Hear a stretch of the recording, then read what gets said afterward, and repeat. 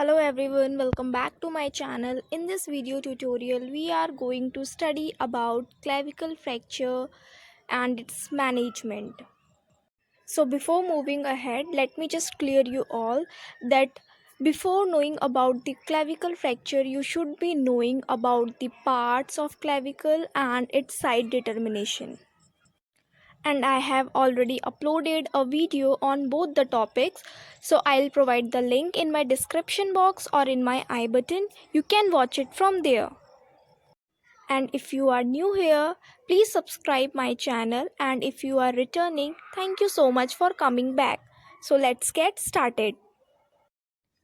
Clavicle fracture, as it is also known as collarbone, and it is the only long bone which lies horizontally, and it's the first bone to ossify. It has an S-shaped structure. Now let's discuss the parts of clavicle. It has medial end, which is also known as sternal end, lateral end, which is also known as acromial end, and a shaft.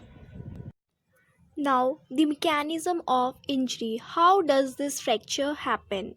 So, it may be fall on the shoulder, that if you have fallen on from your lateral side of the shoulder, there will be most probably chances of having clavicle fracture.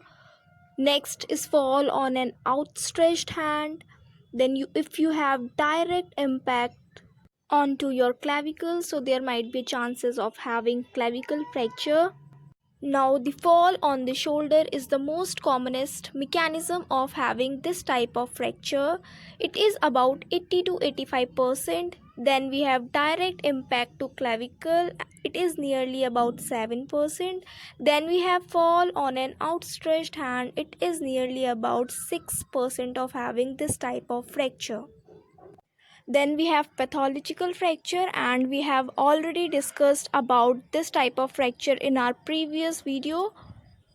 So this type of fracture is very rare. Then vigorous muscle contraction like in seizure, it is also very rare mechanism of having this type of fracture. So there are various causes of having clavicle fracture, like trauma, any road traffic accident, that is RTA, any sporting injuries, etc., etc. Now we have Allman's classification for clavicle fracture, which divides the clavicle fracture in three parts according to the descending order of having incidence. Fracture involving middle third of the clavicle are classified as group 1. Then distal third fracture or lateral end fracture, it is classified under group 2, and the proximal third or the medial end fracture is classified under group 3 classification. See the picture next, you will get to know very clearly. Now the question arises, why he classified the middle third of the clavicle is the most commonest type of fracture. It is nearly about 80%. So it is the thinnest part of the bone, and it provides a site of entrance to nutrient artery. And it is also a junction of medial and lateral, and so it serves as a common site for having fracture. So what will be the clinical features or sign and symptoms of clavicle fracture? So there will be pain, swelling, tenderness, decreased range of motion, stiffness or inability to move your shoulder, then crackling sound or bulge near your shoulder.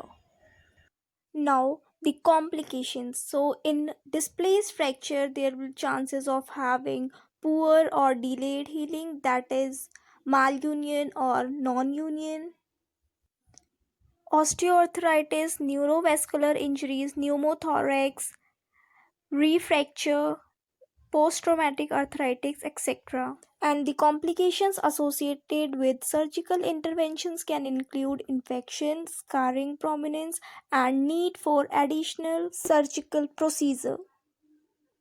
Then, how you will diagnose the fracture? So you can go for x-ray, CT scan, arteriography if any vascular injury suspected. Then what will be the treatment for managing clavicle fracture? So it may be conservative or surgical procedure. Conservative treatment include figure of 8 bandages or use of sling to immobilize the fracture part. This continue to provide satisfactory result for undisplaced fracture. But in displaced type of fracture, you would go for ORIF, that is open reduction internal fixation. So the next is PT management. So therapist would use hot packs, stents and IFT to reduce pain and spasm by increase blood supply. But if there will be any implant, so he would not go for TENS or IFT. Manipulation will be done to increase range of motion, and for re-educating muscle, Russian current is the choice of treatment. Then for resistance exercises with dumbbell, weight cuff, etc. to increase the muscle power. With this treatment, therapist would ask the patient for home advice program and to use of hot packs and self exercise program, self stretching exercises with TheraBand exercises at home.